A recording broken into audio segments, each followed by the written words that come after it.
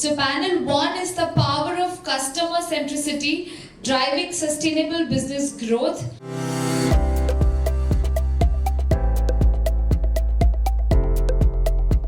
This session is going to be moderated by Falguni Pillai, who is the Chief Sales Officer, Car Trade Exchange. Let's give it up for Falguni Pillai, guys. And the panelists are Surya Prakash Bajoria, VP Digital Sales, Star Union Dal-Ichi Life Insurance Company Limited. Let's give it up for Mr. Surya Prakash. Can I have some music as well going on? Thank you. Then we have Deepak Malik, who is the Group Executive Vice President and Process Head, Business Processes, Commercial Assets and Mortgages from Yes Bank. Let's give it up for Mr. Deepak. Come on, I want to see energy. It's only 10 a.m. in the morning, guys. Then we have Poonam More, Principal Corporate Quality Assurance Manager, Marico Limited. Let's give it up for Poonam More. Then we have Gurvinder Bhatia, Head of IT, Mumbai International Airport Limited. Let's give it up for Gurvinder Bhatia, guys. Come on. Then we have Namita Bohara, Assistant General Manager, Customer Centricity, Hindalco Industries Limited. And last but not the least, panelist is Sri Ganpati, who's the co-founder at Footwork. Let's give it up for Sri Ganpati, guys. What an amazing session. All talented individuals. Can we please have mics on the stage for our panelists? It's so good to see a healthy mix of men and women both in the crowd. Super happy. And over to the panelists. All the best. This is the first panel of the day, so all eyes are on you guys. Make the most of it. Thank you. Over to you. Thank you, girl. Am I audible? Yeah. Thank you, girl, for all the energy that you bring in early morning. And I would like to welcome Mrs. Falguni Pillai, Chief Sales Officer at Car Trade Exchange. We are a .com into pre-owned buying and selling of used commercial vehicles. Firstly, I would like to welcome each one of you to the second edition of the CX Innovation Summit and Awards 2024. I think great initiative by Krypton, and now we saw the two young ladies who are behind it. I think they are coming up with some great topics to be discussed. The topics that are need of the hour, very relevant. How do you marry technology, bring in a bit of human touch, and make our business more sustainable? I think if we go a few decades back, most of the companies came up with a product, okay, and then spend a lot of R&D on that product, and then spend money on marketing it with a push strategy. Everybody was trying to push some of their products in the market. Customers were buying it, and that was the rise of the era for customer service, customer care, and stuff like that. But something's changed over last 7 to 8 years, and that was the rise of the social media, and hence changed our customer. He's different now. He's well informed, he's well aware. Even the price point is known to him for your products and your competitors. He's very vocal, and he has lot of platforms to show his pleasure or displeasure. Hence, we need to rise our game up, and we need to understand what is this new age customer looking at, and how do we go ahead and please. I think the effort for this panel is going to be what are those things that we did earlier, which we need to now do differently to bring in that customer centricity. Earlier, whenever we made a product or in our boardrooms, the product would be the center and everything went around that product. I think we've all changed that board, and now we have the customer in the center, and we are trying to figure out what needs to be revolving around that center. So, and it's a good mix of panel. We have Deepak and we have Gurinder, who come from a complete C2C, huge, customer exposure on a daily basis.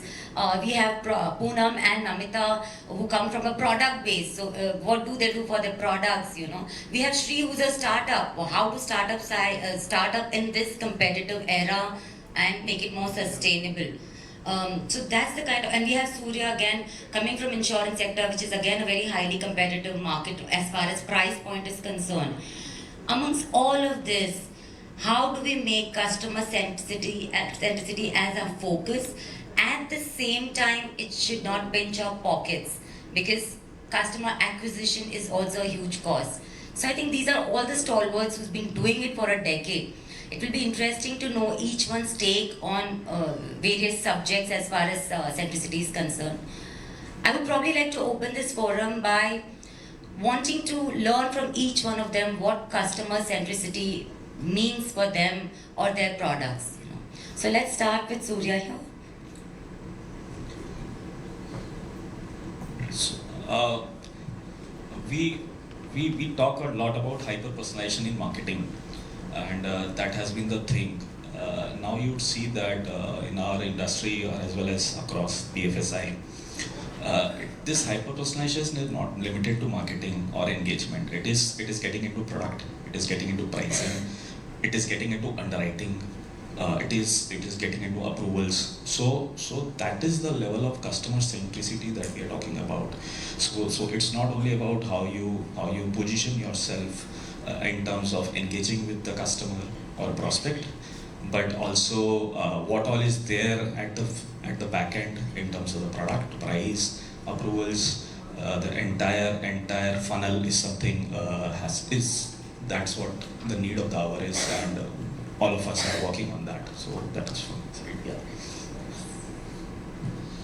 Yeah. To me, if I look at customer centricity from the perspective of banks, so we say that customer should be at the heart of your operations, sales, product development cycles, and servicing, right? So all units, all processes, all systems, everyone should be focusing at the customer, right?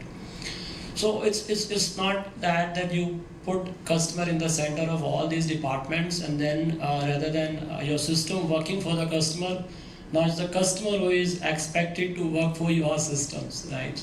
So the focus has to be customer, means that customer should get what he wants, when he wants, how he wants, right? So these are various things which we need to look at it from customer centricity perspective.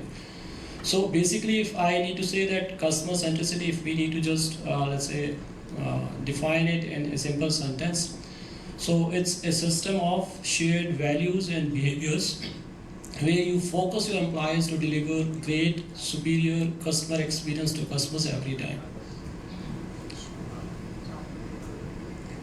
Thanks, Falguni, for that question.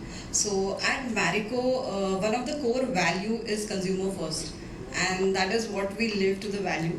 Whatever processes and systems we have designed, it revolves around the consumers, okay? And that is what, at the end of the day, what we do is we ensure that through these systems and processes, we give the wow experience and the positive experience to the consumer. So I'm heading the CRM vertical at Marico, and any complaint or any email or any calls which we get from the consumers, me and my team, we personally talk to the consumers. And that's where we give a personal touch, personal connect to it. I would just cite one example here. We have received one complaint at 11 o'clock in the night. And that was a very sensitive complaint where, the father, the consumers, he has written to us that one of his 1.5-year child has drunk one of our product accidentally. And it was 11 o'clock in the night. And me and my team were active. So what we did, we connected, we actively coordinated with each other. We called the consumer at 11:15. We handled, we gave him an assurance, we guided him appropriately what has to be done. And not only this, what we did is we again called the consumer next day to check the health of the child. So by God's grace, he was absolutely fine, nothing which has happened because it was not a product which would affect the health of the son. And that is what, and this is a classic example, where we create a wow experience to the consumers. And I'm pretty sure, that has been the lifetime experience for that consumer, from Marico. And he might have told 10 different, friends or colleagues regarding this experience. So that is somewhere, Marico plays a very critical role to create, the wow experience to the consumers. And one more initiative which we have is a bond initiative. So what we do is we have a loyal database of 20,000 plus consumers, and we give the newly launched product to the consumers, and we seek their valuable feedback on the new products. And that is where this particular process helps us in continue improvement journey. And that's where, through this process we get a lot of insights. And that is why, if you see in Marico, we live to the consumer value, and that is the consumer first. Thank you, Falguni. Currently, I am heading IT for Mumbai International Airport for the last couple of years. Prior to that, I was working for 9 years for Volkswagen Group, Skoda Auto Volkswagen. And prior to that, I was in IT services, worked with Infosys and Mphasis. So I have exposure on multiple business verticals, industry verticals, and at the same time, I also know what goes on the IT side, on the beneath the layer, and what is expected at the front end by the customer. So the customer segments, are different. When I talk about the airport, I'm talking about public services, where the transaction levels or the usage levels are huge. So we have 52 million, the traffic of 52 million passengers per year, and 1.5 lakh passengers every day passing through the Mumbai airport, including both domestic and international. So the demands are different. Demands are basically, it's like you have to avoid building up of a crowd. You have to make it convenient for the passengers, remove the bottlenecks, make the process smooth, seamless, reduce the waiting time, reduce the anxiety of the customer, of your end customers who are the passengers. Apart from that, there are internal stakeholders as well. So we collaborate with the security agencies, we collaborate with the intelligence agencies, we collaborate with our own airport operations center, we collaborate with ATC, which is our air traffic control, and ATS as well, which is air traffic security. So the span of satisfying the consumer base or the customer base, the end customer base, is huge at the airport. For different reasons, different groups are consuming the information that you are providing them. So when we talk about the product, so either it's a product or a service which the end consumer is accessing. Usually these are accessed through a website or a mobile and in a self-service mode. So the experience, when I talk about the experience of the customer, so end user, the information, at least at the Mumbai International Airport, has to be real time. The lag is not accepted. And that is true for other consumers as well who are utilizing a product or a service through for some commercial use or something else. Now the experience is that the customer will lose interest if there is a time lag, if the information is not current, if the product, if the website or the mobile app is not responsive, the information is not complete. Okay, so accuracy, completeness of information, it has to be interactive, so that back and forth the information can be exchanged. Now this applies to sales marketing, this applies to service, and a lot of business processes. Underneath it lies a huge gamut of infrastructure which enables it. So we have data centers, we have infrastructure on the cloud, we have to link the infrastructure through, and the bandwidth becomes a very, very important thing when we talk about it, IT. So there are a lot of things that go into managing the performance also. When we roll out a product, the product at that particular stage may not be at the finest level, but then there is a performance tuning curve that is associated. And to enable that performance, your infrastructure, we look at the networking, the architecture and design plays an important role. And it's an evolving thing. It is not something like, once optimized, it will run in an optimized way. Because the data keeps on getting added to your databases. The performance depends on the amount of information that the system has to process. there are a lot of complicated stages introduced. There are firewalls, there's a lot of filtering that is happening in the back end. And then there is regulation. So you have to take care of the regulation. The regulatory bodies are asking you to always look at the cybersecurity aspect.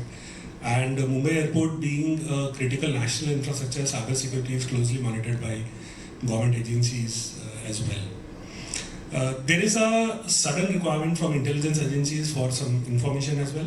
The data privacy is a very, very important aspect that we have to look at. So all these aspects make it a very, very complicated world as far as IT is concerned, but the expectations are huge. At the end of the day, what matters is how you are able to service your end customer, and you have to enable. Now there's a lot of technology changes also happen very quickly. So investment and the return on investment is also a key point here, wherein how quickly you are able to capitalize on the investment that you have done.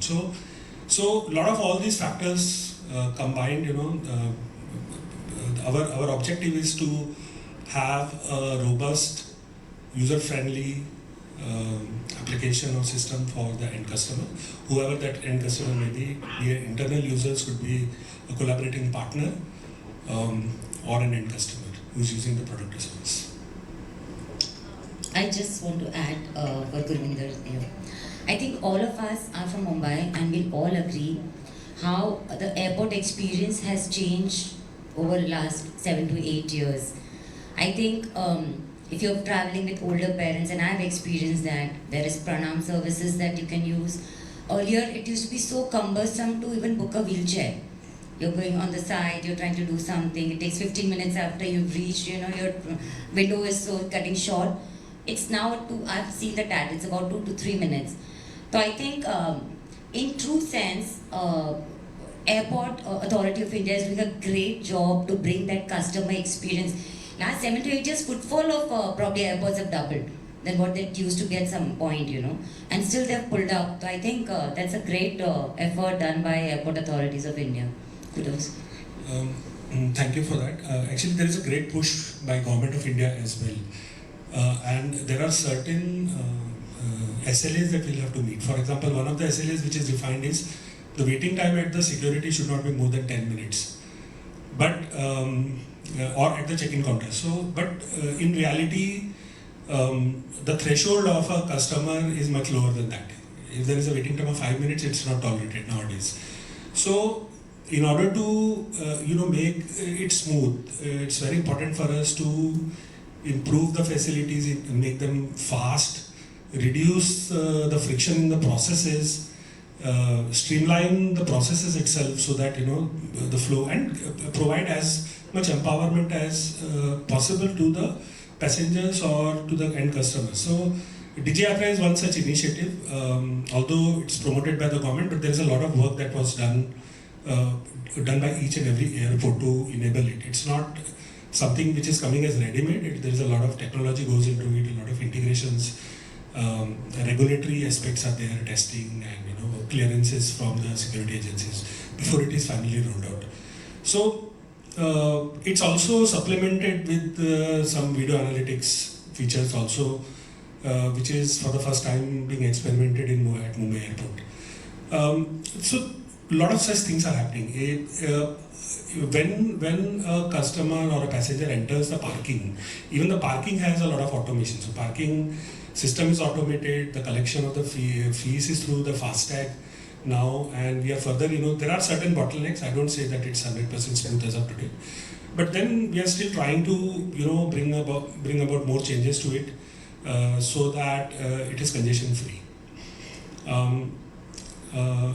If you look at the information displays, so there is something called FIDS. We have 1,000 plus flight information displays. Each and every flight information display is very important, because if the information is not visible, there is always a chance that a passenger will miss the flight. So we have to keep them running, up and running 24/7. So trains cannot be late. Trains have always to be run on time, and that's the philosophy we actually follow. Gurindji, on a lighter note, I think all of us will agree parking fee has to be reduced. Customer centricity. तो बहुत ज़्यादा है. It's already reduced. If you book it through Adani One app, if you book it through Adani One app, there is a discount. So you can try that. Great. Namita? I'm Namita and I lead the customer centricity for Hindalco Industries. I kind of agree with Mr. Deepak Malik when we spoke about keeping the customer at the heart of everything. So the same thing happens even in the B2B space. A lot of you can easily relate to something which is right in front of you, like a B2C or a C2C area where you are easily seeing things in front of you. But when it comes to a B2B, which is at the upstream of the entire value chain, it is a lot of things are very difficult, because here the personalization is not just with a person but with the person's business. The kind of personalization that we do is more in terms of the quality has to be right for his machines rather than for and then his customer. So we are not just take care of our customer, but we also take care of our customer's customer, and keep, like how Mr. Deepak mentioned, that keeping the customer at heart of everything. So every department is then lined to what the customer wants, and this continuous process of listening, learning, planning and acting, like listening to the customer. What is he saying? Is he saying that the quality is good or not? Is he saying about the price which is going out not well or not?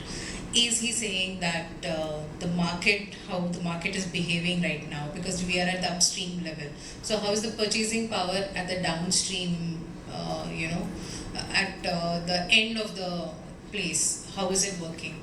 Is it just it's just a seasonal thing or a regular issue, or something which comes out like an ad hoc thing? So there are a number of factors which actually impact our business, and that is why it is even more important for us to be very customer centric. Just give you one example. There was this issue at the Red Sea and the canal and certain things that happened at the around that area. So a lot of logistics movement were stopped for a lot of businesses.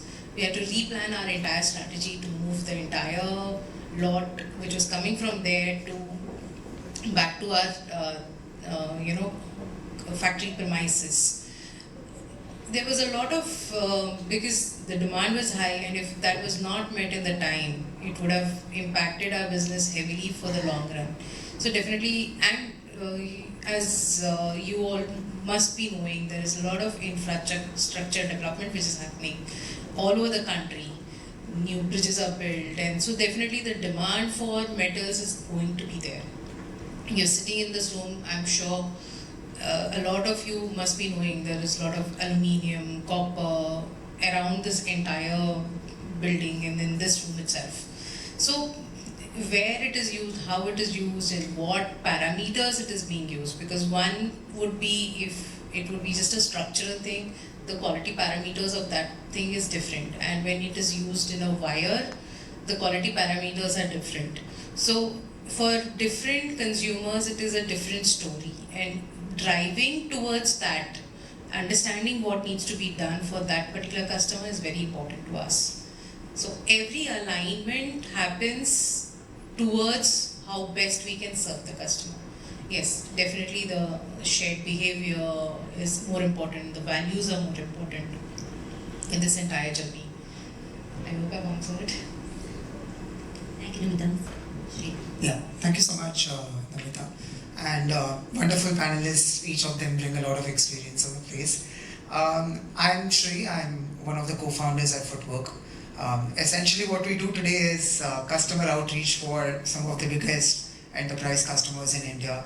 So we work with fintech, we work with e-com companies. So there's a lot of insight that comes when you kind of service companies rather than being a company yourself.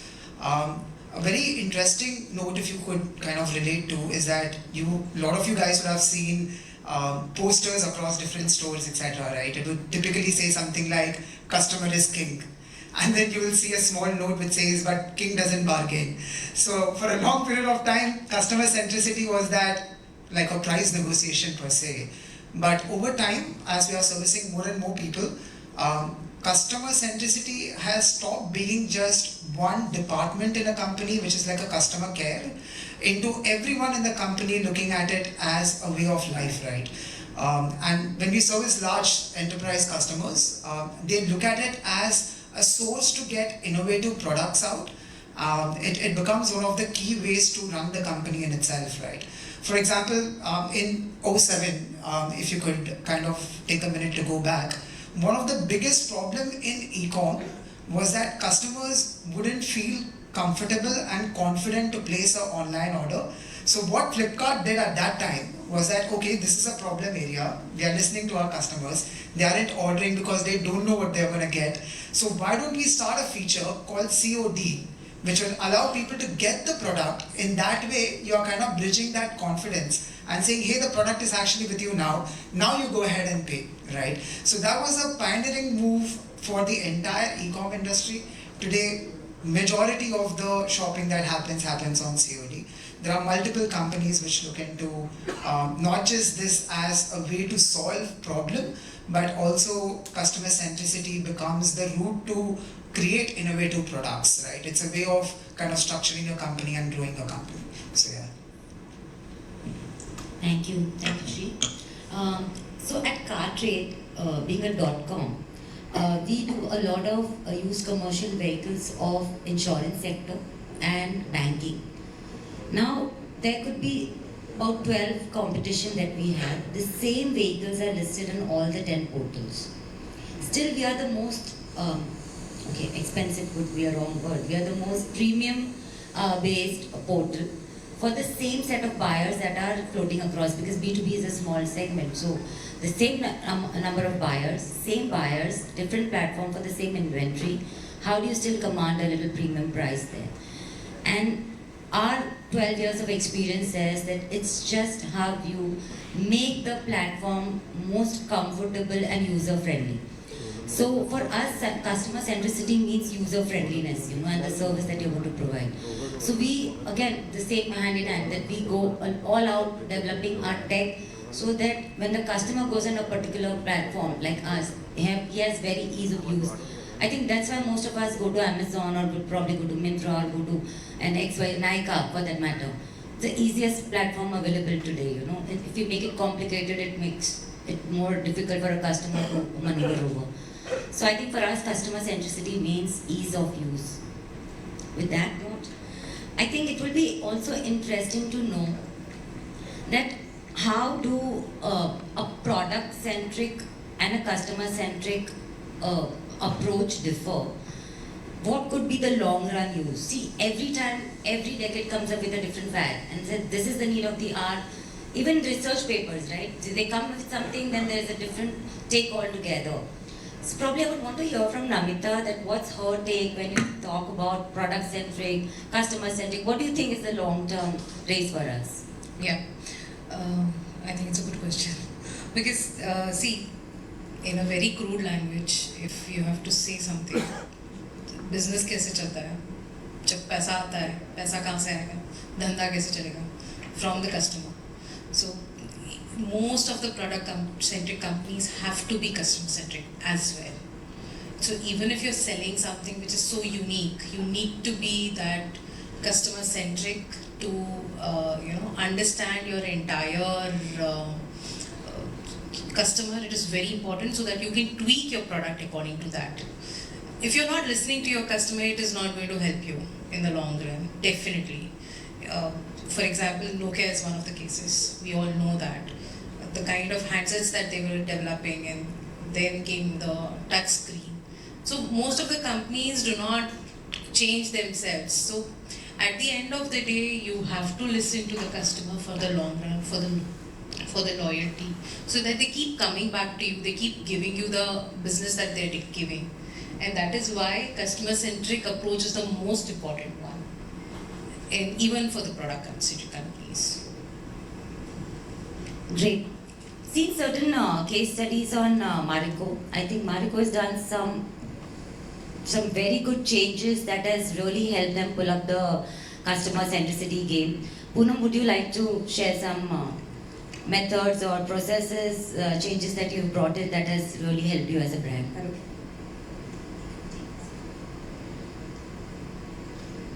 So for us, basically, what consumer buys, okay, is not the products or the services. Okay, if you see for us, the consumer is buying our process capability. So consumer is very clear in his mind, either this band or this band. Anything which goes out here or out there is something which is not acceptable for him. And that is what we do. Our process and systems are designed in such a way that at the end we see that it gets inculcated, and the end consumer is happy with the products which we are giving. So that's the band which we try to set in so that it never goes out. Yes, there are instances which goes out, and that's why the consumer is dissatisfied and he is getting in touch with us for the resolution.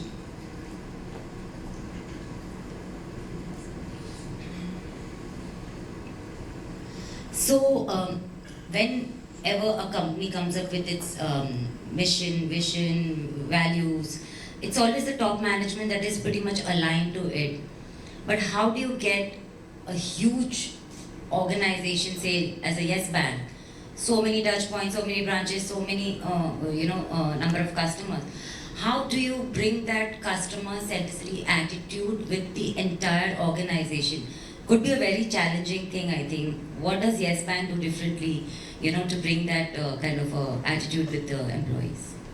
Thanks. It's a very nice and interesting focus question, I would say.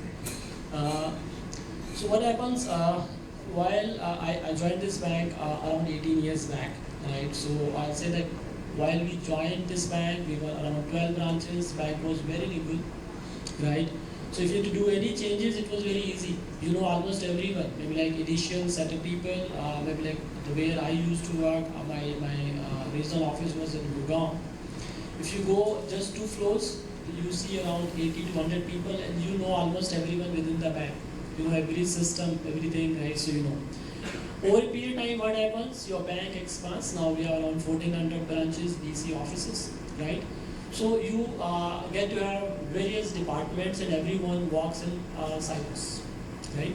So like now there is corporate banking, there is retail banking, there is SME banking, there is inclusive and social banking, right? And so many other support units, right? And if you ask for the data from, let's say, one unit to another unit, right? So it becomes challenging, right? So that is one of the biggest challenges I've seen. And not here, while I speak to my colleagues in peer banks, and the other day I was just speaking to one of my, let's say, peer in Axis Bank. So I inquired about the process of Reserve Bank of India, like it was dated around 2008 or something. So I said, how do you do it in your bank? Yeah, ये होता तो है, but now it's very difficult to identify whom to ask. It's a large bank, right? So this is a colleague of mine, like who worked with Yes Bank for a couple of years now. The person is in Axis Bank. So the people work in silos. That is one of the biggest challenges which I see while we have to be a customer-centric bank, right? Second is, maybe like we have not faced that challenge much, but in my previous organization, though I worked in State Bank of India, I worked in Canara Bank. So when you have legacy systems, right, and technology, so there you face challenges, right? So let's say the bank, I worked in Canara Bank, so it was originated in 1906, if I'm not mistaken, right? So I joined the bank in 1999, so it was already 93 years old by the time I joined. So you can see the kind of data I would have generated in the past, let's say 9 decades. Now, the technology per se, let's say it was having 3 different tiers, right? One, the latest technology, it was available in the biggest branches, that is metro branches. We used to have it like Oracle software, Banks 2000, right? Then there was something which was developed for other branches. These were like semi-urban or rural branches, so something called as IBPS.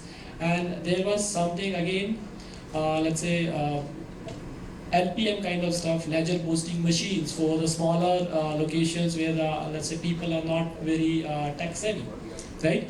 So this now, if you see it, the legacy system, all these systems, 1, 2, 3 systems, they are not talking to each other, right? So over a period of time, if you see things improvised, RBI wanted every bank to be having all their cores common, right? So all your day-end operations should be smooth, right? So entire data of the bank should be at one place with sufficient number of backups in case of any kind of let's say exigency to have business continuity. So this is, I think, second challenge which I happen to see in terms of legacy systems and technology. Third challenge which I again continue to see is in terms of, let's say, the people, right? If you see the attrition rate in almost all the banks, not only Yes Bank, if you see other banks, so attrition rate is around 35 to 40%, right? With every day technology is changing, right? 30-40% attrition across all the leading banks I'm talking about. Just think of the scenario. I think all of you would have experienced while you're visiting branches that if you're meeting a branch manager ever and next time you go to that branch, let's say after a year or so, you'll find that branch manager has changed. The people on the desk, if you see the people, you won't find those people. So every time it's a new person, right? So if the rotation of the people is like this, if the people are moving, let's say, one place to another place this very fast, right? So how do you keep, how do you ensure that every person who is a replacement of the previous person, he knows equally about that customer with whom that previous officer or the employee had engaged, right? So the data is not there, right? So in terms of all your conversations, be it on, let's say, emails or SMSs or mobiles or in person, the data, I'm not sure like if anyone is maintaining or anyone can maintain, right? It's just the personal touch or the continuity which happens, right? So these are major, I think, the 3-4 reasons. And beyond that, there are other reasons, let's say regulatory and compliance requirements, they don't permit the flexibility. Even if I know, let's say, I know Namita is there, I met her, now I need to open an account. She said, I don't have the ID card in my current address support. So even though I know her very well, right, even though like she might be my neighbor, right, so I won't be able to open the account for her, right? So we have to operate within these regulatory changes. But having said so, now the key is again the customer centricity. The focus of, let's say, today's let's say this particular panel is the customer centricity. So if we need to see that, if we have to still instill it, right? Let's say the bank like Yes Bank, right? If we have to still instill it, so what do we do differently, right? So this is the question which I have been asked. So what happens? Yes Bank, it was the first new generation bank, like which had some kind of a greenfield license, right? So if you see Yes Bank's history, we didn't have any kind of parent organization. The way it was for HDFC Bank, HDFC Limited was there. For ICICI Bank, ICICI Limited was there, and likewise for other banks also, right? But Yes Bank had no history, right? So we didn't have any kind of legacy, we didn't have any kind of previous old systems, right? So right from day one, every customer of the bank every customer of any branch is a customer of the bank. So if you go to A branch, B branch, C branch, you will be treated at par, right? So every branch of Yes Bank is your home branch. That is what happened right from the day one. So in terms of legacy, we never had that challenges. Second thing, if we need to talk about is, let's say, because I work in loans, so maybe I just want to tell you a couple of things which we did differently from other banks. RBI supported in terms of many enablements, right? So one of them was digital lending guidelines which came 2 years back. So if you see all your loans prior to 2 to 3 years back, everyone was availing of these loans generally in physical applications, or even if like the application is submitted digitally, you have to add everything, let's say again, paper-based, right? Now, I'm not sure how many of you would have availed personal loan in, let's say, last 1 to 3 years. I think on the click of mouse, right, you're able to finish your loan applications, right? Paperless processes. If you are a customer of a private sector bank, you would have already received numerous pre-approved offers over your mobile from your bank and other NBFCs, right? So that is happening very fast, right? So if I need to tell you, in banks, personal loan is one of the product where I think we have seen digitalization of more than 95 to 98%. Maybe like 1-2% HNI kind of customers would be there, which would want you have to serve them in person. But otherwise, everyone is go about these digital, let's say, loans, right? Second is in terms of SME loans, post government made so many facilities in terms of account aggregator framework where you can share your financial details easily and securely with the partners, the banks. GST data is already available, IT records are already available, so banks have brought products for SMEs, like because all your sales, purchase, everything you are able to see digitally, right? So there is not much left for the bank to do underwritings and other things. Having said so, the 5-point formula, which I feel that maybe like which can work for any organization in terms of customer centricities, I believe just 5 things if we can ensure. These are simple things. No, let's say fancy things about this is, first is we should be very clear of our customer segment, right? Namita mentioned, you talk about aluminium, you would see aluminium being used in different manners, different places, right? This building, or maybe like all of us while we eat food, right? Any packaged food, everyone uses aluminium, so that is more or less the products of either Hindalco, like their associated or the related industries, right? So we should be very clear of our customer segments. What is my customer segment? That is the foremost thing people should know. So as an entity that I am going to focus on this is my customer segment. And this customer segment now, once this is identified, then the institute or entity should have their vision, right, or the values very clearly ingrained in everything they do, be it their systems, their processes, their technology, right? Third one is that it has to be communicated clearly to everyone, right? So within everyone, people should know this is my customer segment, this is my vision, and this is what my values are, right? Once you have communicated, third is you have to empower your teams, right, with right set of processes, technologies, right, and they have to be trained, right? So there is no shortcut to this. Once your employees are trained, fourth point is once you start offering services, as my fellow colleague said, that we have to measure the feedback of customers. That is we have NPS, we have CSAT scores, right? Once you start doing that, you have a lot of inputs from customers. Now you have to work on that. So you have to continually see that feedback is coming and you are working on that. That is a continual improvement. So this cycle continues, right? So I think these are the 5 ways where we can build that customer centricity as the core of your entity. That was, I think, very in-depth explanation, Deepak. When we talk about large-scale companies, they do have some kind of budgets for dipstick or R&D or doing CSAT or NPS and stuff like that.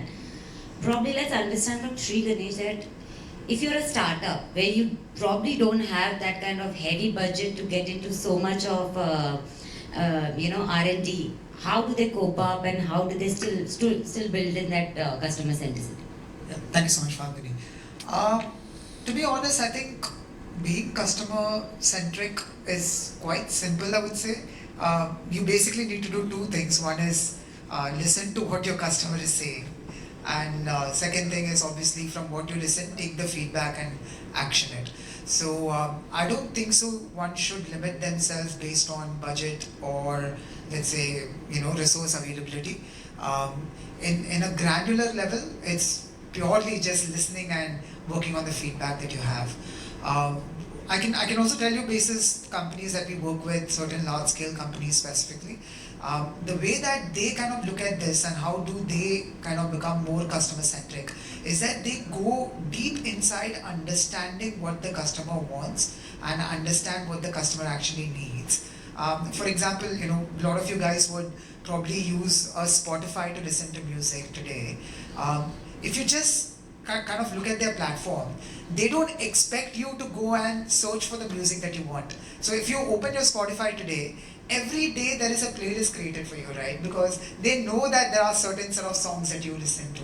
So it doesn't take too much to put one and one together to kind of understand that this is what this person likes, so why don't we kind of create that for them and take that extra step, right? So you go very deep in understanding what the customer needs and try to create a product and develop things accordingly. Second is, how do you kind of create a seamless experience, right? If you look at a Tata has a lot of companies and various apps and tools, right? So they recently launched something called as Tata Neu. So what Tata Neu does is that it provides a seamless experience. You get every Tata product inside one place. So it becomes much easier for a customer, rather than me having 7-8 platforms and 7-8 tools. I'd rather go to a Tata Neu and take whatever I want. I want to buy a Tata Click, I can do that. I want to shop from Westside, I can do that, and so on and so forth. In terms of startup, my 2 cents on this matter is that don't kind of restrict yourself with regards to budget or resource availability. 2 simple things. Listen to what the customer needs, take the feedback and action it. Try to go as deep as possible to understand what the customer actually needs and create a seamless experience, and you would do really well in being customer centric. That's great, and probably I'll add up that there is a lot of Google help now with Alex and algorithms and all that, which can be free of cost. That could probably even help us what the customer would be thinking of you or your competitor. So with that, we've probably understood a lot about the soft focus or the soft touch as far as customer centricity is concerned. Listen to them, hear them, take feedback, and XYZ. We also have a lot of tech that's already been used to bring in this kind of centricities. I think Gurinder, if you could take us through how tech can be used effectively to kind of be used and get into the focused area as far as centricity is concerned. Now, the role of tech is very comprehensive in the way that technology interacts with almost all the departments in an organization. So talk about sales, marketing, service. You talk about any, nowadays even the engineering equipments are also coming with sensors, and they are also IoT devices for, say for example, temperature sensing and all that. So all that is integrated. All that is integrated in the IT network. Now, in terms of technology, there is a lot that goes beneath the surface, which is not visible to the end user. There are certain regulatory aspects, there are data privacy aspects. Cyber security is one area which is where we put a lot of focus on cyber security. So cyber security could be not only your IT infrastructure, but all your sensor-based devices have also to be protected. We have nowadays Wi-Fi access points, so even those are vulnerable. So they have to be protected. Anything that is displaying information is vulnerable. For example, we have flight information displays at the airports, and we have to block the USB ports and all that, and prevent anybody displaying anything on those particular devices. It has to be protected. So for lot of aspects, cyber aspects are there. Cyber is very important. Apart from that, the infrastructure itself. So when we are deploying a new system, we have to look at how that system or application is going to fit into the entire architecture. How we are able to provide high performance. How we are able to integrate. What kind of tools we are going to use. How the platform selection itself. The scalability aspect. So these factors are very important. We have to look at, and we have to look at the usage, utilization of all the resources in the backend. Make optimizations at each and every stage. Be alert on the monitoring aspect as well. When we give a service or a product to the end customer, so now there are a lot of technologies also that are available. So sales and marketing, so they're also using augmented reality, virtual reality. There's a lot of data that goes back to the customer, and a lot of data comes back from the customer to the systems. How you are processing it, how you are taking meaningful insights from that, developing dashboards so that the business teams are able to utilize that information.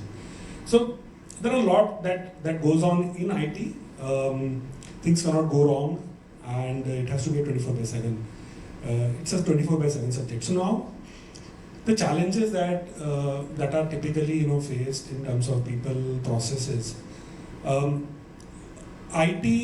Traditional IT was never closer to the business, so more focused on the technology side, and there was a gap between a technologies and the business. So first of all, this gap needs to be bridged. The process has to be understood. Traditional way of documentation, and then you have to look at how even the process can be improved. When it is translated into technology, what are the friction areas, what are the bottlenecks that are going to get created? And then in some cases we even got the business processes edited or changed just because we felt that IT, if we are onboarding that process onto a system, in order to make it seamless, we had to tweak certain things to change the business process itself. So even those things have to be done. At the end of the day, but if your application doesn't serve the purpose what it is supposed to serve, then you have not met your objectives. All that said and done, the performance has to be good. The experience of the customer is what matters. And at the end of the day, whatever is required, either by an internal user or an external user, that need has to be satisfied. So that is the bottom line of whatever work IT does. Great. I think effective tech. One example comes to my mind. If you go to Amazon, you don't have to type anymore what you want to buy. If I want this t-shirt, there's a camera there on the right hand side. You just pose yourself in front of that. It will give you all the options of the brands in which this particular t-shirt is available. And that's, if I were to buy a car, I don't need to travel to 15 dealerships and probably look at, feel at that car till I actually make up my mind which are the 2 or 3 that I would want to visit. There is a virtual thing available on their website as well. I think with tech, virtual reality and AI has really changed the game for a customer. I think I'll let Surya speak. He specializes in virtual reality. He's been working on it for some time.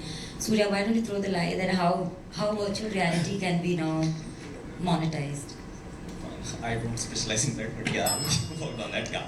So see, a year back, this is one of the use cases for us. So a year back, we were sitting at with like a lot of techniques and everything. So we thought that what can we do different? So there are 3 problem statements which we arrived at as an insurance company, life insurance. One is every other person believes that I will live more than 60 years. Why do I need a protection plan? That is one problem statement. Second is, this financial product comes into your life only after 30 years, when you have attained an age of 30 and above. All other products come in much earlier.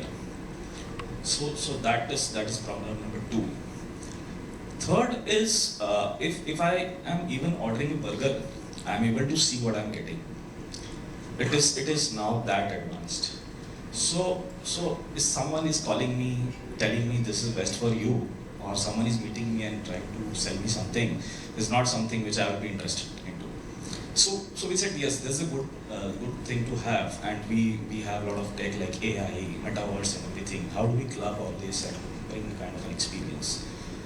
So we created a kind of a lobby, wherein you create your own avatar, you enter that lobby. And we said that we don't want to sell any product. We want to give you a life experience. Say suppose you go on a vacation, you are doing a scuba diving, and something happens to you. What happens? What are their scenarios which you go across if you are insured, if you're not insured, what happens to your family, how things. Probably all of us have played games like Subway Surfer and everything. So say suppose if I put you on a game, two of you, you and your friend are actually playing a game, and he's someone who just doesn't care about tomorrow, spends everything, and you care about tomorrow and you are saving and investing, how are the two lifestyles differentiating? So this kind of thing, product, is something, because see, the times are changing, things are changing, the generation is something which they are telling that this experience has to be seamless. I don't want to understand that if this is a product which is a more financial product, regulated product, yes, that is something there, but in terms of experience, why can't it be a seamless and a similar experience what I'm getting while buying a shirt on an e-commerce platform or anywhere? So that is the thing, that is an effort which we have done. So this is one of the use cases we have done. Second thing which we have worked upon is, you see, insurance is, as a product, like insurance is sold more as a product, is something, what will happen to you if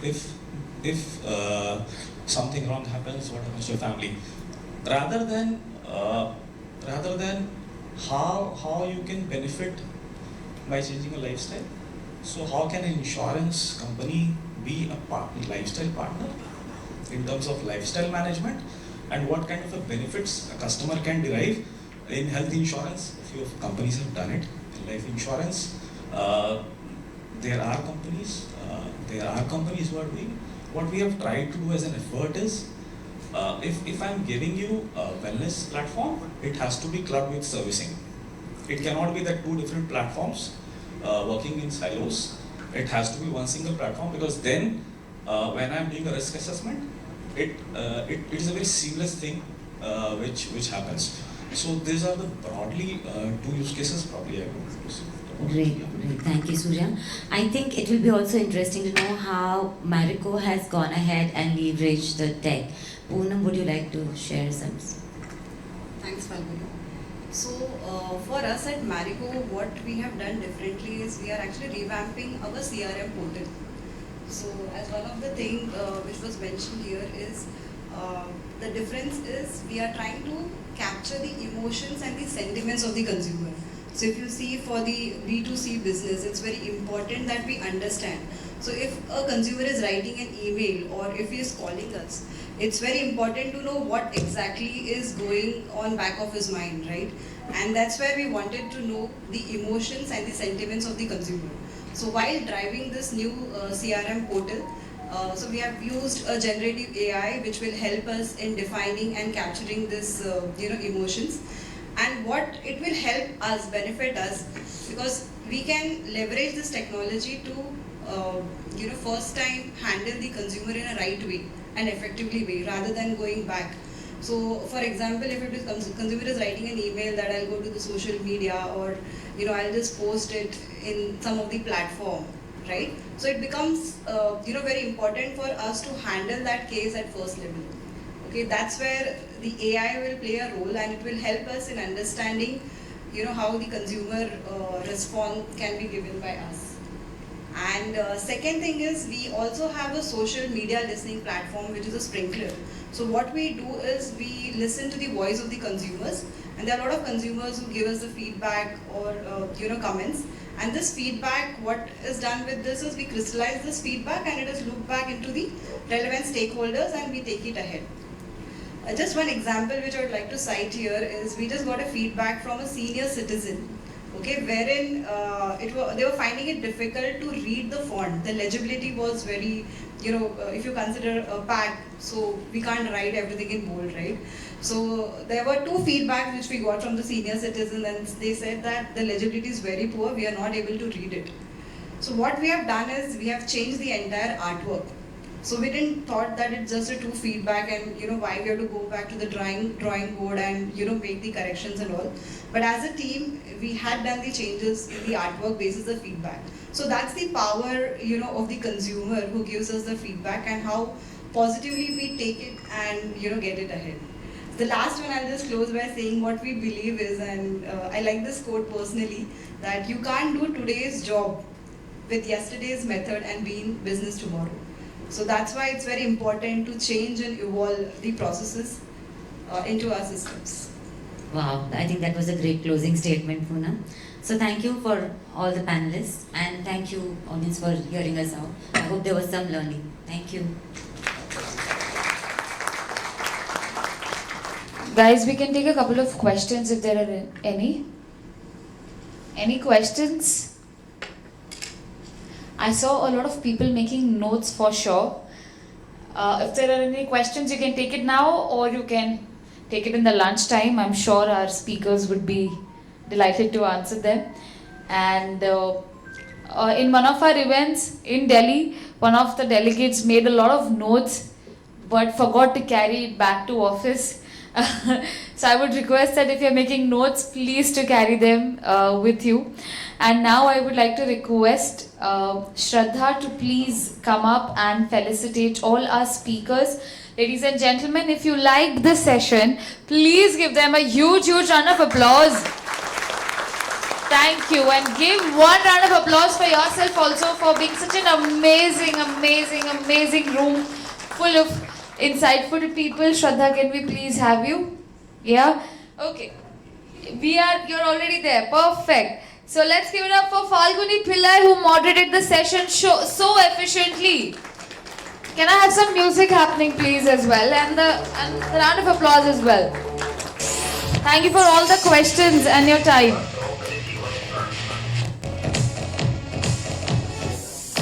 Thank you so much. Then we have Surya Prakash Bajoria. Let's give it up for Surya Prakash sir, guys. Woohoo!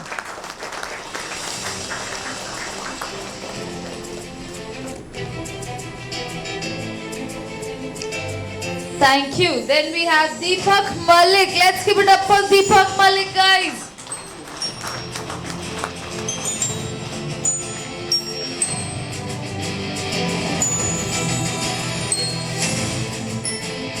Then we have Poonam More.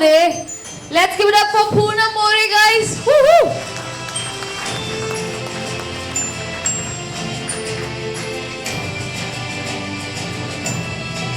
Then we have Gurvinder Bhatia. Let's give it up for Gurvinder Bhatia, guys. Come on.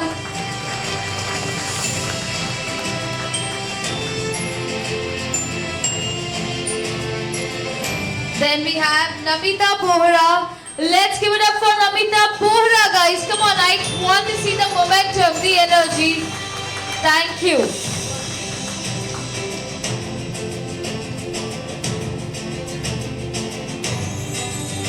Thank you. Last but not the least, I would like to felicitate Sri Ganpati. Let's give it up for Sri Ganpati, guys. Come on, louder, louder, louder.